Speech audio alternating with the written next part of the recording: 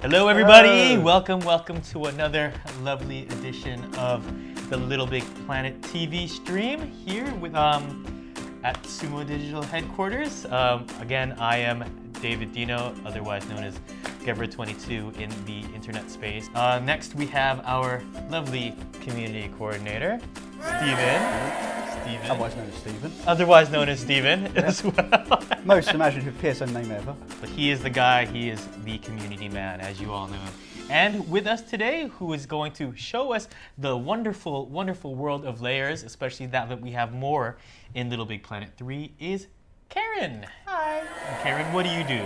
I'm a level artist and designer here at Sumo Digital, and I worked on LBP3 and the cross controller and all that. That's right, cross stuff. controller team right here. That's right. Just tell us a little bit about yourself in regards to when did you jump into Little Big Planet and what have you done in the community as well? So yeah, I bought LBP1 in 2008 and I really, really loved it. And I've done a bunch of Dragon levels and Chromastone series and stuff like that. So people are asking about Shrek DLC. Shrek DLC? I just want to say it's never ogre till it's ogre. That's the only reason. That's why I wanted to say it. It's the only reason That's why awesome. I wanted to say it. Before we actually get started with the layer stream, because we have a lot of layers to show you guys. On our previous stream, we had the ordered themed levels with the power-ups and everything. The Tessinator and the Supernova. That really insane one. Sorry I haven't been able to get it out yet, but I will get it to you guys this week so you can have fun with all those power-ups and go nuts with the electricity as well. Since you guys were making such a big fuss out of it. And then you have a couple other news bits as well. Yep, so we got the St. Patrick's Day DLC coming out later this week. That'll be Tuesday for America and Wednesday for everywhere else. And that'll be available for 1 week only, just in time for St. Patrick's Day, conveniently. And then patch 106 news. We are taking on board your feedback, and we are looking at some of the big issues you reported, which include the Magic Mouth issues you've been reporting, the save profiles reverting between game sessions, and we're also looking at the multiplayer issues and hope to have a couple of fixes out for that. And they're on the way in the next couple of weeks. Well, that's good to know, because we want to make sure that you guys are enjoying the game. And again, thank you for watching the stream and everything. Every 2 weeks that you guys come over, it's lovely to be able to work on this game and do it for you guys, because actually, you've also, we've come from the community as well. Absolutely. And people are asking about your PSN. I forgot to say my PSN. Yeah, it's Morgana25. So if you want to check out my stuff, it's a little dated now, but yeah, they're up there. All right, so again, we'll be talking about layers and layers.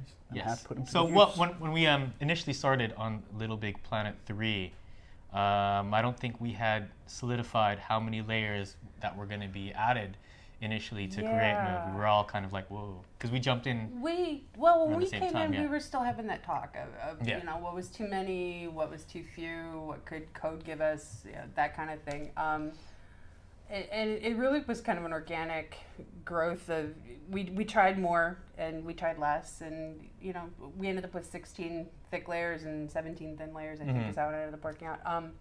And it's just, it works out fine for art purposes and for gameplay and for code, and it works out for everybody. And it really just, it was a huge game changer in terms of what you could do with the level art and what you could do with the gameplay, and it all kind of grew out of how they relate to each other.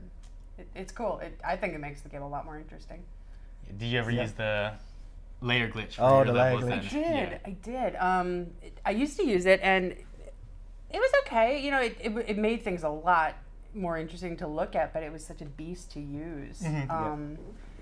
Which it was nice. It was a nice skill set to have if you could use it. But basically, with us making more layers available in game now, it's just easier for your average player, or it's someone who doesn't want to wrestle with the tech to come into this and be like, I want a really pretty level with deep art, and we can do that now relatively easily.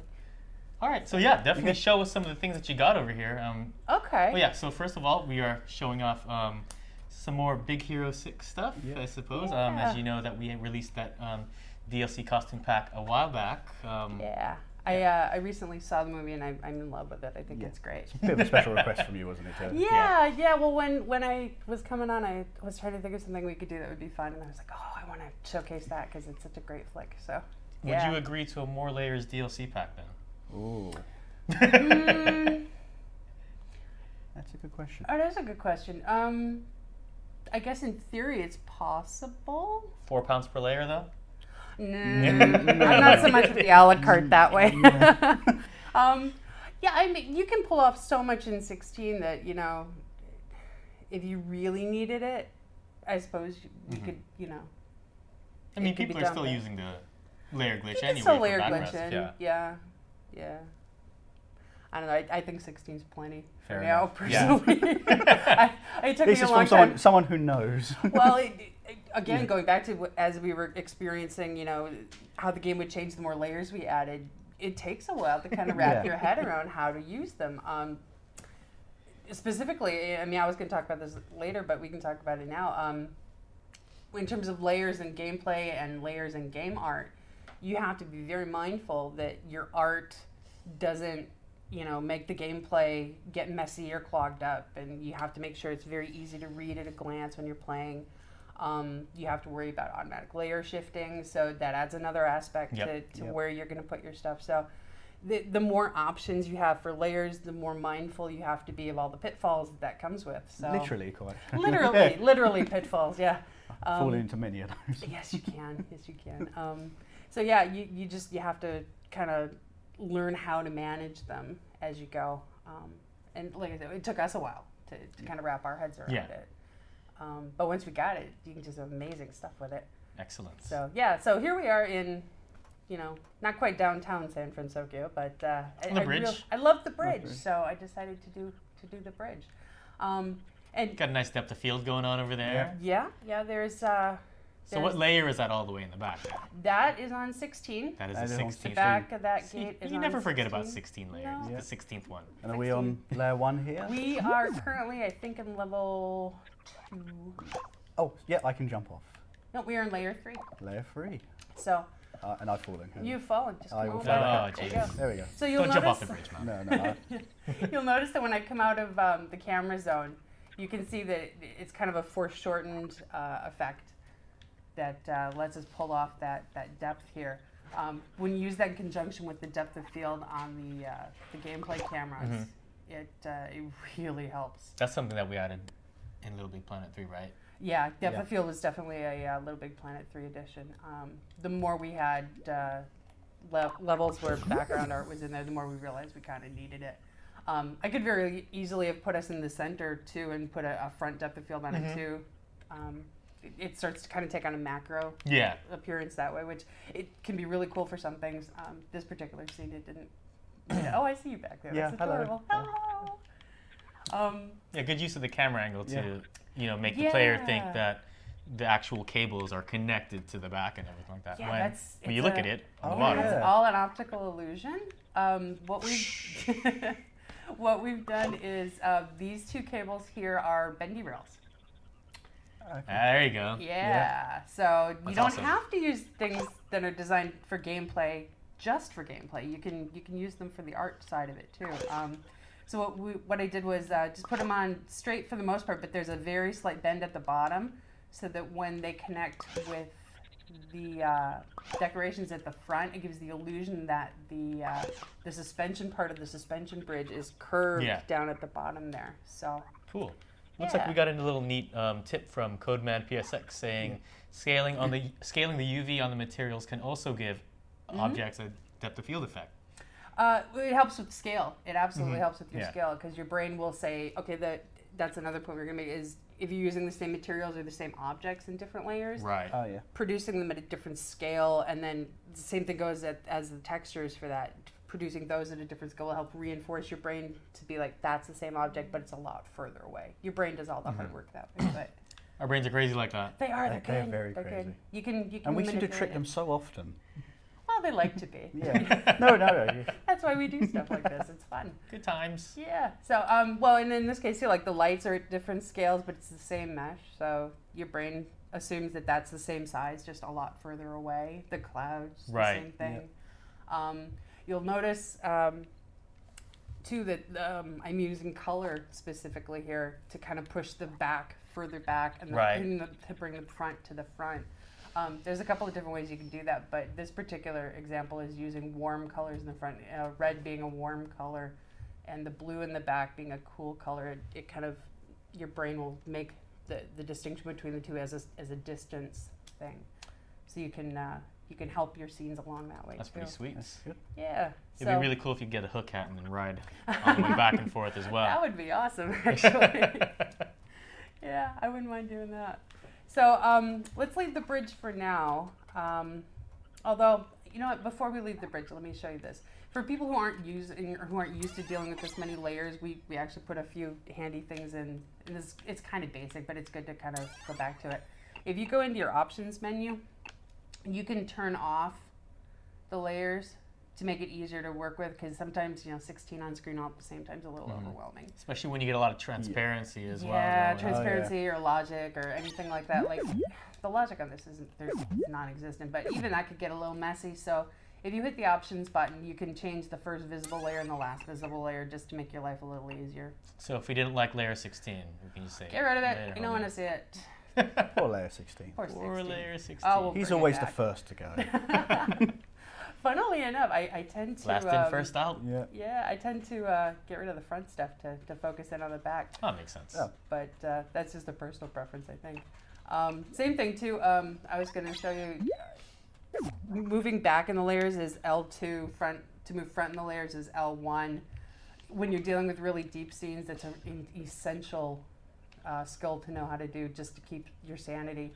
And I know this is on the tutorials, but in case anybody didn't know, if you push down R3, you can lock your cameras off. When you're dealing in deep layers, that's another really handy trick. I think it's one of the coolest additions that we had. It's really, really a mind saver, especially if you're trying to get up underneath stuff, like a really specific place to put a decoration in. You can lock your camera off. Just saves fighting it, which is great. I always found it easier to move your character into the layer that you're editing as well, because sometimes if you're in the front layer and you zoom all the way in, your pop-it cursor might accidentally hit something in the front, and therefore it's all over the place. Yeah, you get that back forth sometimes with it. So learning to just manage your tools in the deep layers is a skill in and of itself. You get used to it, though. It's good. The other thing I found the other day is if you hold your cursor over something and press R2, you get all the information up on it, and it's got an actual layer range. So if you've got a big piece of deep material and you're not quite sure which layer is it in, that's a quick reference that you don't have to count it and figure out. Because I think you can do the same thing with outputs as well. Oh yeah, you can do that for. I don't think I've got any logic in here, but yeah, you can do that and get information on the outputs on microchips and sensors and stuff like that too. Anyway, I thought it was a handy tip for. That's great. Referencing stuff. So let's leave the bridge then, and we'll have look, we got another tip here. Dephysicalizing materials from Enoch Roots, LBN. I think I said that right, hopefully. Dephysicalize materials when creating non-playing background areas helps makes creating easier. That's absolutely true. That's absolutely true. It helps in terms of once your gameplay is in there, you won't actually accidentally layer shift into the back, which is fantastic. You don't have to worry about collision when you're back there and accidentally cutting apart a piece. It's a really good tip. Yeah. Oh, yeah, people are asking about Sarah. Oh, yeah. Whoops, yeah. She's actually stuck in one of the layers, I think layer 17, which we don't see. Oh, yeah. No. But she actually went to PAX over in East. Boston, yeah? Yep. Am I correct? Yep. So I think she had a good time over there, and that's why she is probably not on a plane right about now. Yeah, dodging the snow or whatever. Yeah, it was snowing like crazy. So, yeah, that's where she is. Yep. So, yeah, what is this? What are we looking at now? So, I really quickly threw together just a quick street scene here, inspired by some of the concept art from San Francisco in the movie. And this is a full 16 layers. The back buildings are on 16, and the front is on 1. And yeah, it's pretty deep. You can see there's some depth of field going on in the camera there. But I think we could do better. Using a couple of tips and tricks here. So what we'll do is we'll go from here. We'll go up into here.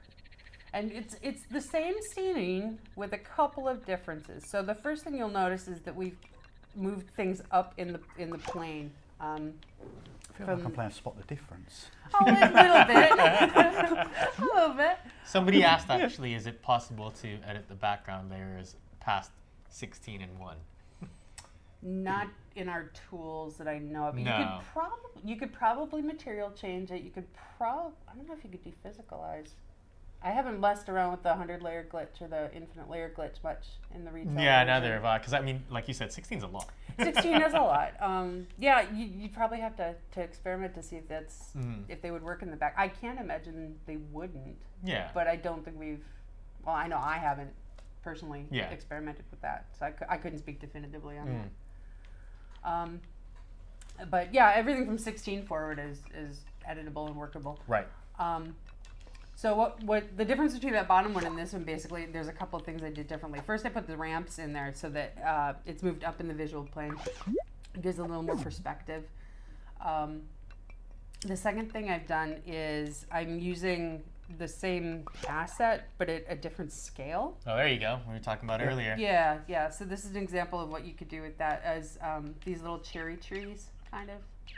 Let me move these out of the way. Those little cherry trees. They decrease in size as you go back. So the closer you are, the larger it would be. And the further away, the smaller it is. And that kind of helps reinforce the scale. Same thing here. This is in the foreground. So it kind of gives the impression that there's a much larger tree in the foreground. And then the other one's in the back that helps your eye separate the two. Cool. Yeah. That's pretty. Would using like a camera with depth of field again. Mm-hmm. This has a depth of field on it. Set at 50 in the back. Okay. So I mean, if I take the depth of field off, it's still fairly deep, but you're not going to have that blurring effect that you would with the depth of field that really helps sell that it's way of a distance. So that's pretty awesome. Yeah, we like that better. Also, like, I guess if you use the movie camera, you know how it has flatness as well. You could probably do something like that too, right? Yeah, that's a really good point. So if we changed the game camera to a movie camera, there's a setting on the movie camera that is not available on the game camera, and that is the flatness.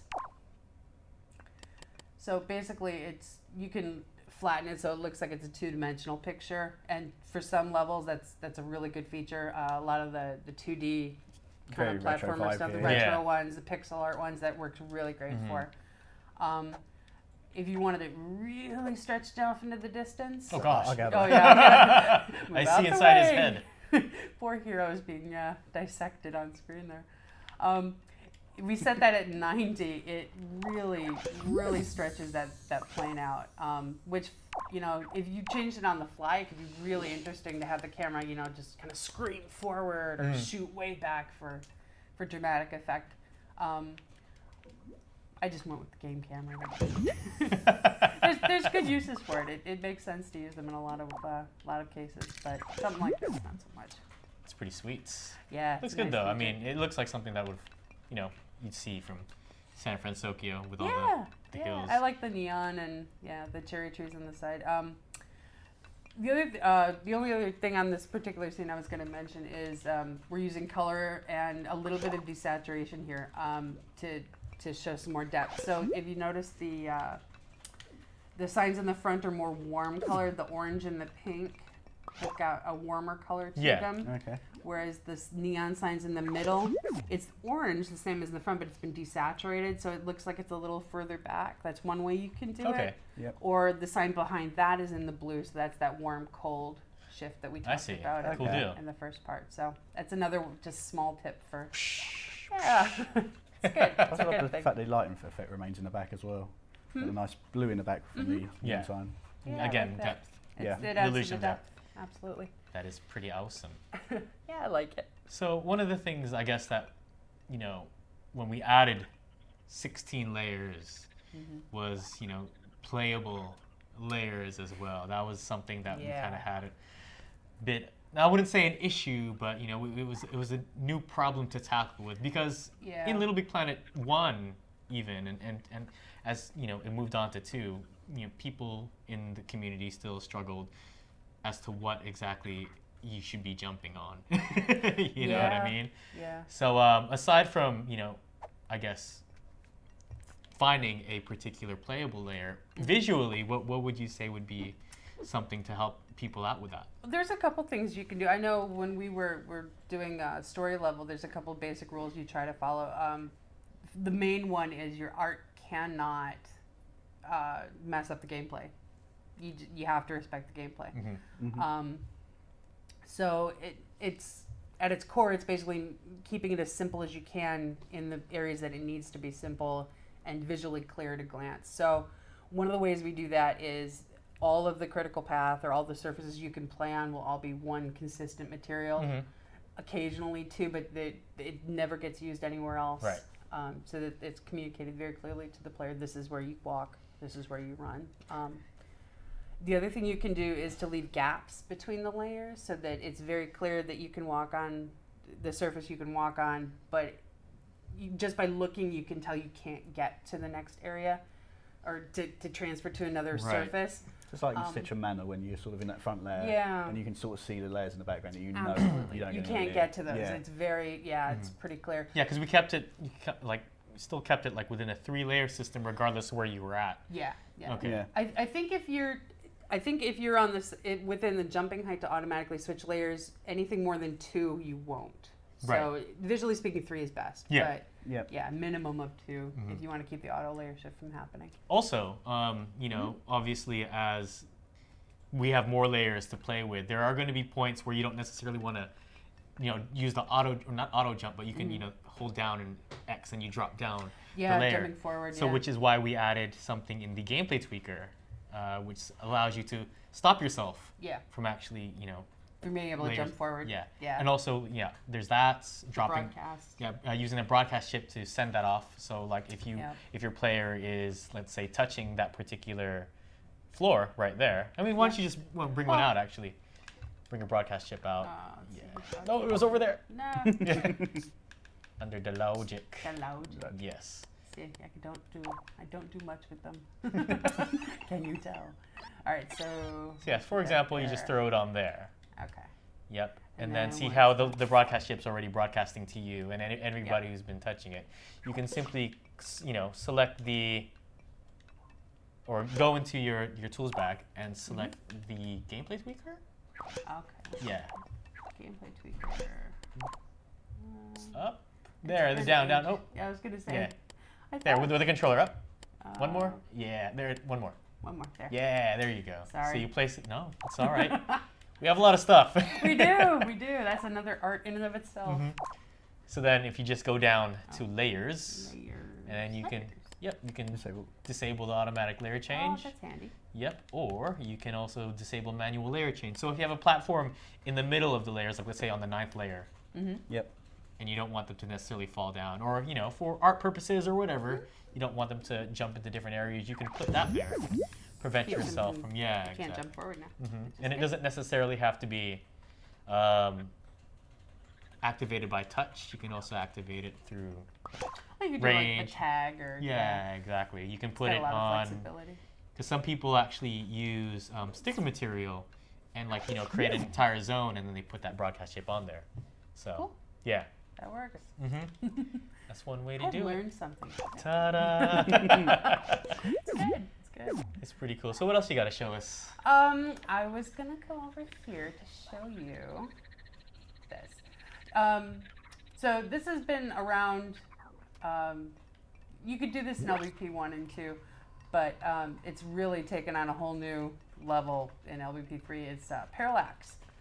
So Parallax is a really fancy word that just basically means stuff closer to you appears to move faster than the stuff away from you. And with 16 layers, you can really get some interesting parallax. If you'll notice on here, the lanterns in the front aren't moving quite, or are moving faster in relation to the player than the ones in the very far back. I've also got the lamps, they're tinted darker in the back, so again, you've got that light dark, which it's the contrast between things that actually shows the depth. So between warm colors and cool colors, it's their contrast. And now in this case, it's a light and a dark contrast that's showing the depth. So yeah, a lot of game designers use it. Like in Batman, they use it in detective mode. That's all contrast. Just that's the only reason it's there, is to make it in no unquestionable terms. This is what this is. This is what this is. Yeah. So it's the same kind of thing.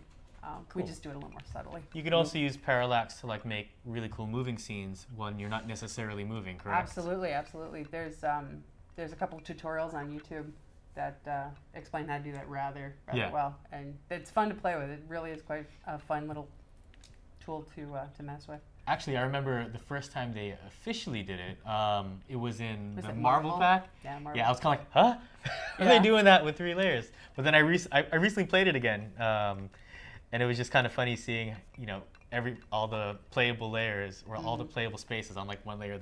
The cars are just like, you know, 1 layer thick and everything like that. But it's still pretty good. You could do amazing stuff in 3 layers. You just had to be very creative about it. So definitely. I mean, 16, we're gonna see some really amazing stuff. I think from the community. It'll be good.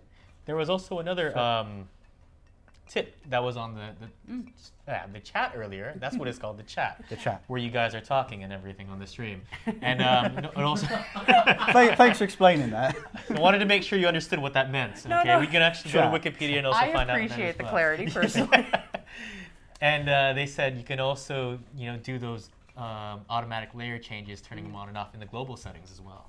Oh. Yeah. That's a handy. Yeah, there's so many places we put things, you know. We don't necessarily, I don't remember everything, to be fair, even though I should apparently, but I don't. Yeah, so go up, right there, manual jump, you can take that off, there it is. And then you can also, again, override that using the broadcast chip. And then it's like, I do want them to jump off this one. Exactly, so yeah.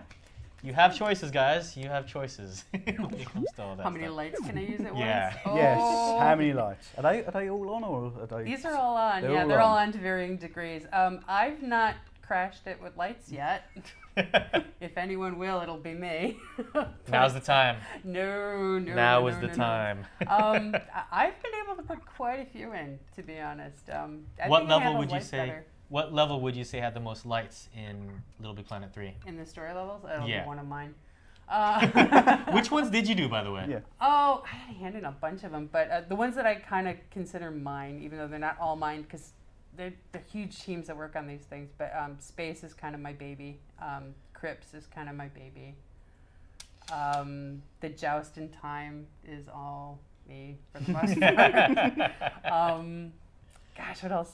The one with the zero gravity and the books. I did a first pass on, and a couple of other artists went it back over. I mean, there's so many, but Crypts and Space are kind of my baby. So it says from Ariana, Morgana, do you guys use Logic for the parallax effect, or does it just work when you place it in those layers? This just works when you place it in the layers. It's just the nature of game, or it's the nature of how they're placed. So to accentuate it, the stuff in the foreground you make bigger, the stuff in the background you make smaller, make the stuff in the back move slower, and the stuff in the front move faster, and it'll just happen. It's an optical illusion. I describe it. Imagine you're in a car and you're driving along the freeway, and the cars that are like going the opposite way are moving really fast from you, but the trees in the distance or the mountains in the distance don't look like they're hardly moving at all. And it's just the way your eye processes that information. It's an illusion, and the game works the same way. You can use the camera angles as well to change that, and also the movie depth of field helps. The movie camera's flatness feature. The more you move in it, the more it becomes pronounced. This is a fairly static in that we're just running around in it. That front run's very hypnotic at the moment. Yeah, it's kind of mellow. It's kind of zen. It's good. But look on YouTube. There's a what was it, LBP conference tutorials, he did, LBP tutorials. He's got the best tutorial when it comes to like how to do an infinite scrolling level. And he really explains Parallax really well. Yeah, and the good thing is it also applies to LittleBigPlanet 3, and then obviously with the new layers, you can go even further with that too. Mm-hmm. Yeah, I set up a 16 one using that tech the other day, did you? and it's so cool, so fun. It's good. Yay. Oh yeah, you can grab them. They're fun. Yeah. Honey lemon and I couldn't ignore it for that long. It was like it's calling me. It's calling me. It's like yarn in front of a kitty cat. Look at me. He has to do it. Oh, that's funny. What was I going to talk about? Oh, we already kind of... No, it's okay. We already kind of talked about leaving space in levels and auto layer shifting and stuff, so I'm not quite sure. Let's see. I think that might have been it. Of the stuff. Here we go. What's this? Yeah, What's this? I was just gonna, this is just the last scene that I set up. It's got all the costume guys in it. It's in Fred's backyard in the movie. But this was just something really quick I threw together this afternoon, and it's using the color to show the depth. There's some depth of field in there. It's scaling again. It's just all those little things that we kind of talked about that can help your levels have more perceived depth. And just play around with it, because there's a million. Oh. I was playing too much. We have a hero down. I'll come back up. There I am. Hooray. Oh, I'll have to Why send is he Baymax sitting down after you. Let's see if we can unpause it. Oh, it's because I'm on pause. He's chillaxed. There we go. He's back up is. again. Hooray. Good job. I was going to say, so just play around in your own... play around in your own work, and just get into create mode and see what you can do. Cool. There's so much to play with in here. So if you had to summarize everything that you just talked about, I know that was a lot. Yeah, it's a bit. What were the key things that you probably want to take away? The key things, well, the big ones would be scale to reinforce depth, contrast to help reinforce your depth, using your cameras effectively with depth of field and using the angles to your best advantage. I think those are the big ones. Cool. Yeah. So. Well, that was awesome. I appreciate that. Thank you. Yeah. So it's always good to get an idea of how to use all the layers, considering we give you so many. It takes practice to kind of wrap your head around it. You just kind of learn how to trick the mind, really, and cause all those illusions. That's what it's been all about, really. It's altering perceptions, and it's good. Sweet. Well, I loved our bridge earlier. That wasn't even a finished bridge, but you thought it was. But it looked pretty good, yeah. Yeah. And again, a good use of the bendy rails. Yep. Bendy rails for art purposes. As long as you're not wearing a hook hat, you should be good to go. Yeah, it's a hook hat to nowhere if you used it. Be a real short trip. It'd be a fun trip, though. It would be a fun trip. Nice view as you go, I suppose. Whee! Yeah. Lots of clouds. Definitely. Yeah. Cool deal. So out of the Big Hero 6 guys, who was your favorite then? Character-wise, I really like Honey Lemon. I think she's fantastic. Yeah. She's wonderful. Baymax he's wonderful. He's an adorable dude. He had me at the ba la la la. Got me. I love it. It's so great. I love when we first spoke to you about doing this, and you were like, "Oh, I want to do a Big Hero 6 level." I did. I was like, "Oh, please let me play with the DLC, please." So no, it's I love it. It's great. It's got a great message. Nice. So yeah, I like that. They all look happy. Yeah, they're all pretty perky. Even Fred. Fred does look pretty happy though. I don't know. I think he's so like the flame throwing lizard. He's so his own kind of guy, which is great. He's actually my favourite one out of the pack. He's fantastic. Yeah. He's really cool. So I know it sounds bizarre, but I always like the ones that really just change Sackboy, and he looks totally different to what you expect him to look like. Yeah, he's his own thing, which is. He's really fun to play with the expressions, because his mouth moves really great. And I was like, he's got to have his tongue out. Absolutely has to have his tongue out. Emily, let's see. Angry Fred. Rawr. Yeah. Irritable. Definitely irritable. That's me when I wake up this morning. Yet. Oh, his teeth are cute when he's like that. We want to start breaking out the animation tweaker and going, let's just see. I was tempted to today. Yeah, I have to focus. Sorry, I know I raised it, but yeah. Yeah, it's okay. Well, that's another part of the LittleBigPlanet 3 thing, is that animation tweaker on stuff like this. Sky's the limit. You can do some amazing stuff. We've gone pretty, I wouldn't say deep with the animation tweaker on several of our streams. I know Jad, who did the movie stuff earlier. Yeah, exactly. Animation tweaker. Basically, any movie that we've done in LittleBigPlanet, he's the one who Jad did it. did. Yeah. But I love the fact that everyone else sort of, you said like the levels are like a big team effort, whereas the movies are pretty much all Jad. Yeah. Well, because he is the king of movies. When you have the master, you just let them do their thing. So, well, we all have our specialties, and he is definitely I think he is a cinematographer at heart, so it's good. It's good. So I think nice. I broke. I think at that point, now that you've been breaking glass, we should probably let's get on out. I think we have about 2 minutes left. 2 minutes. It's kind of gone by really quickly. It went really to be fast. fair. I guess really quick. Any questions for Caryn on the stream? Any questions? No. Okay. No. Yes. Everyone's 6 seconds. Yeah. Give it a bit of time. What, you're not going to let me off the hook that easily? Really? Yeah. And then, did the PS Store get updated? People are asking about that as well. PS Store is getting updated every week, so yeah, we realised that some of your DLC is still missing, and we're working basically around the clock with the PS Store teams across the globe, which is, I believe, 4 different PlayStation stores to upload. What was it like? There was how like, many we keys calculated did we work it, so there's about like 2,000 pieces of DLC. pieces when of you put it all DLC? together, Is that including all regions, the games? all the or- regions, yeah, all the regions. Yeah. So yeah, it's a bit of a monster to deal with, but I mean we are doing our best to Yeah. get it. It's a lot more complicated than it seems. to be It very much so, but, we- but, I it, mean, but it is I one wanna of get it we working wanted too, to yeah. get the content to you because obviously we want you to use it. You want more lighting tips apparently from you. More lighting tips. So we might need to bring you back for another one, to be yeah. fair. Okay. And on that note, people were asking if the next one was actually the last stream ever. No, it's not. No. Not. We have many more to come. Obviously, the next one is Techtastic. But you know, if you want Caryn to come back for a future stream, we can definitely have that. I think, you know, to be fair, if you really like doing this, Yeah. maybe we'll bring you back for the next one too, because Techtastic Tips is all about, you know, using our different. I love the logic fact you're and whatnot. asking her live on the stream. I want Are to you make going to sure, come you know, back? are you No guys cool with pressure, that? Yeah. right? No pressure. Do you have plans in 2 weeks' time? Probably not. Because Dino would like to know if you'll be on the next live I'll stream. pencil you in. Okay, yeah. fair enough. Yeah, I'd be happy to come back. I'm Bring sure. Caryn back. There you go. And I wanted to answer the question. Yes, I like pie. There And you go. My favorite pie is my mother's pecan pie. So there, I've answered my Yeah. pie question. Ta-da. That's an easy one. I can answer that. Alrighty, so I think it's pretty much good to go. Yeah. Thank you again for watching with us and, you know, having a good time with myself, Steven, our community maestro, and Caryn, our lovely level artist here at, you know, Sumo Digital. So thank you once again, and we will be back in 2 weeks, and hope you guys make some awesome levels and With lots of layers. with lots of layers. Yeah. And odd sock. Lots And of layers. odds, And odd sock. And odd sock.